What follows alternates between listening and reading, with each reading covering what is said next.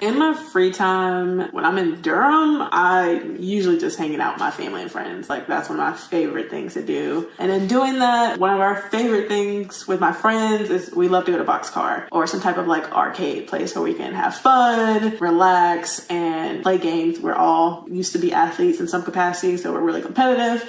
And when I'm with my family, I love a good meal. And so Kale's Kitchen is one of my favorite places to go to among a ton of others. And we are super blessed in Durham, North Carolina to have some of the most amazing restaurants and food places that you can imagine. And when I'm traveling, I really like to explore. I love a good beach or a nice boat ride or something. But if I'm being honest, I'm something like a workaholic. Even in my free time, I'll still find ways to put myself close to my work. For example, this summer when I was in Panama as a Nat Geo explorer doing research with the Smithsonian Tropical Research Institute, I had got access to this new snorkeling equipment, which I was super fascinated about and definitely wanted to try and use it in my free time, which I did, and it was amazing. But even when I was out there, just snorkeling, looking at things, being curious, I would still find myself going near my cages because that's just who I am. I'm